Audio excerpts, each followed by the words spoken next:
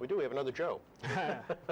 Joe. Ward 1 City Council candidate Joe Murphy. Hi guys. Good to see you. Thanks for coming in, Joe. Thank you. Third time the charm? Third time, maybe. We'll see. Yeah. Probably not quite the charm, but we're heading towards charming. Okay. So Okay. What did you find out on the campaign trail from the preliminary till now that was different than the last time you ran? Well, the tone is feeling different out there. There's a lot of frustration, and so I listened to a lot of people talk about how they want to hear back more from the administration and from the counselor, and how they're just not happy with some of the direction of the spending.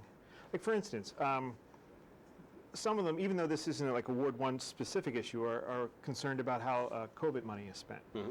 And I was at a PTO meeting, and throughout the winter, at Atherton Howe, and I think a lot of schools around the city, they're going to have to keep the windows cracked for ventilation during this pandemic.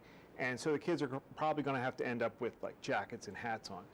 Well, the COVID money could have been spent on air cleaners for those classrooms, leaving the kids to be in a more comfortable situation.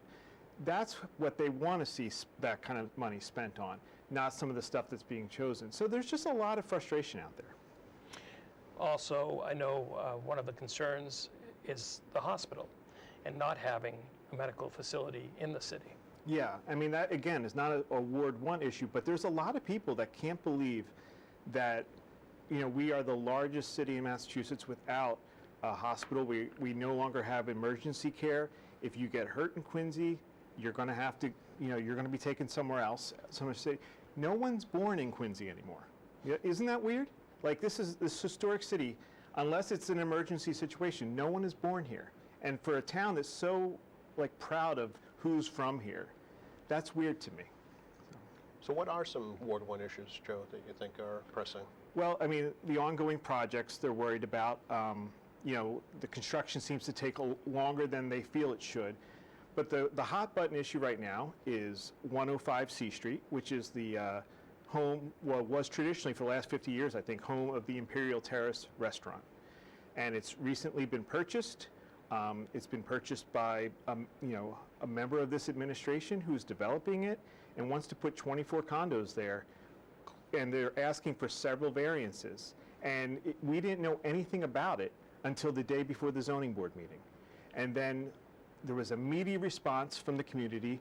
We show up to the zoning board meeting, and of course it's continued, because that's the parliamentary rope-a-dope I've talked to you guys about before, is if no one's there to fight it, they'll go through. But if there's people there to fight it, they pull it out and they kick it off. This time they kick it off past the election, which I don't think is a coincidence. But the people don't want that kind of development in Ward 1. I imagine a lot of the other wards feel similarly.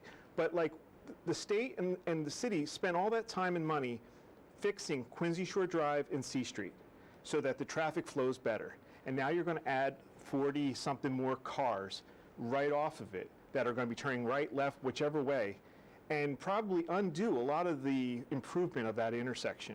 So, not to mention there's not enough parking for some people's tastes, and there's a residential community right across the street where they're worried cars are going to be parking for overnight. What about the Maritime Center? Where is the Maritime Center? That's a good question. We don't know what's going on with the Maritime Center. The ward councilor hasn't really had any meetings to update us on it. We're told it's back in the planning phase, but that was an issue when I first ran in 2017, and it has not moved since that.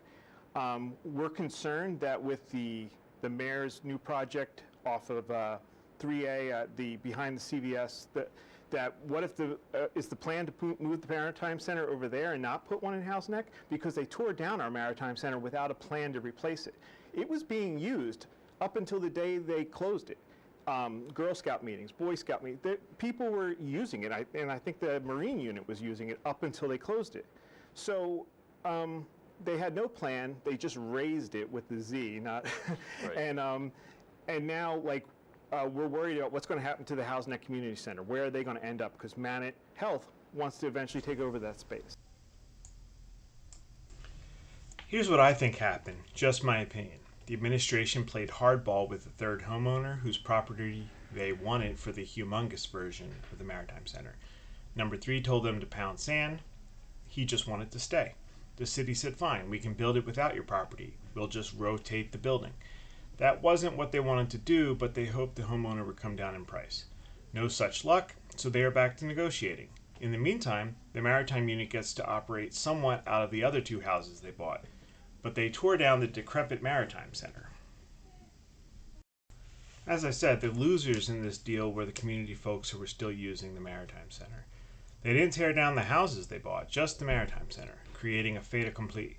By the way, they also appear to have infringed on the Quincy Yacht Club's property by several feet when they built the boat ramp, and they skipped creating a beach, which was part of the plan. But I'm probably just exaggerating. Note, any exaggerating on my part is unintentional because we are told nothing. Ever. So does it need to be changes in zoning, do you think, to prevent these developments from taking over residential neighborhoods? I think we just need to build in with the zoning we have. Okay. Okay, there are zoning laws. The zoning laws for that spot, if we're going back to 105C Street, Right. would allow for a much more manageable sized unit.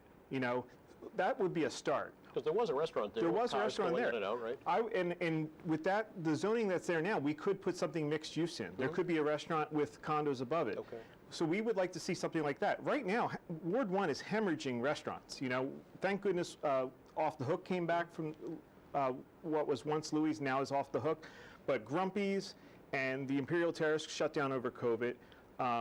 And from what I understand, Grumpy's is going to become some kind of residential complex as well. I mean, that's the rumor. Again, we haven't had any meetings about it. Now, is the Imperial Terrace close to the public safety, what will be the public safety it's headquarters? one spot closer than the Fox and Hound. It's right next to the Naval. So it's going to be within, it'll probably, the shadows will touch of those 2 things. Which we should mention, the public safety headquarters isn't moving all that fast either. No, it's not. And it's costing a lot of money. And some of, what I will say about the Ward 1 residents, they all want that to happen. They support the police. They think the police are overdue for upgraded facilities. What they don't want is it to be like a Taj Mahal.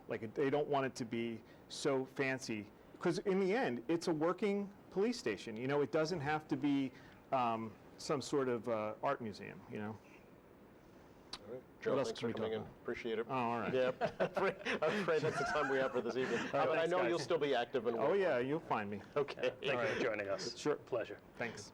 Joe Murphy, candidate for Ward 1 City Council. Our live coverage here on Quincy Access Television. Quincy Votes 2020.